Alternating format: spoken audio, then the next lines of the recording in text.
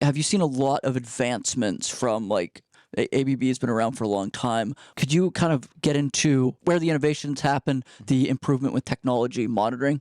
Is that something that's been helpful for this mitigation as well? Yeah, for sure. So I can touch on that a little bit. There's a couple of ways in the industry where from looking from a product solutions perspective, where arc flash mitigation comes in front and center. So one of the ways of mitigating arc flash events are passive.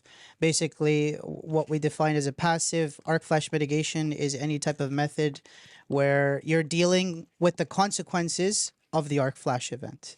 So not necessarily dealing with the arc flash event as well, but looking after the consequences. So that could include things like having arc resistant switchgear, for example, in your installation. And we have a lineup of arc resistant switchgear. What arc resistant switchgear does is basically anytime an arc event occurs, an internal arc fault occurs inside the switchgear, for example, in a breaker compartment, that equipment is made so that it can handle the immense amount of pressure that is generated and not basically blow out in front of the operator, right? So all of the energy, all of the toxic gases, all of the projectiles, they're basically vented out through a pre-engineered path away from the operator.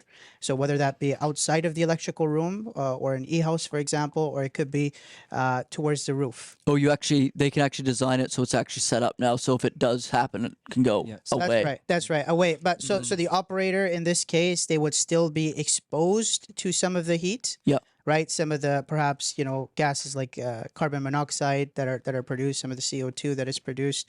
However, the exposure is limited, right? Some other preventative methods for passive arc flash mitigation include establishing arc flash hazard boundaries, for example. So depending on the voltage levels that an operator is working at, you have to then there's certain approach boundaries that are defined and delineated. Another way of passive arc flash mitigation is, for example, having the right personal protective equipment or PPE on, right? So depending on the different incident energy levels, there's certain clothing that is mandated actually from a standards perspective by the National Fire Protection Agency agency that has like from it goes from when it's the risk is quite low and the energy is quite low. It could just be a cotton t-shirt, whereas when the incident energy is very, very high, could be like a full arc flash suit with a hood, and you basically look like a spaceman, right? when you're operating on the equipment.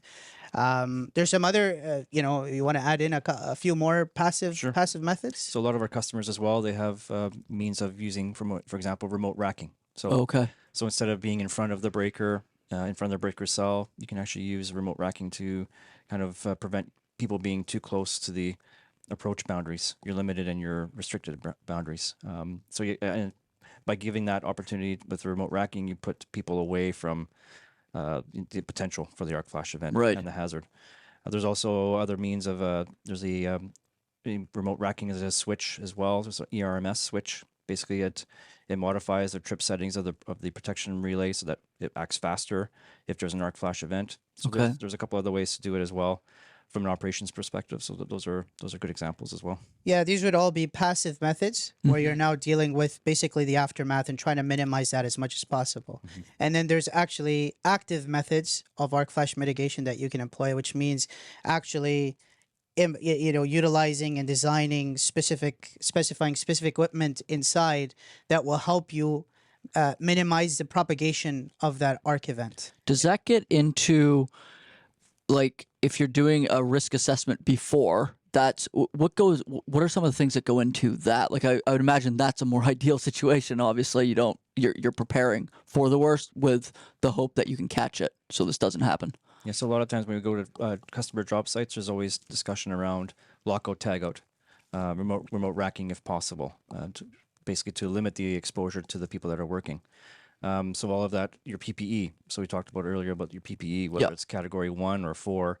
Do you have the proper equipment on site to do that type of work? Yeah. So that's all kind of a part of the pre-planning. So that's a lot of what we do from a safety perspective in the field. So that's one big step.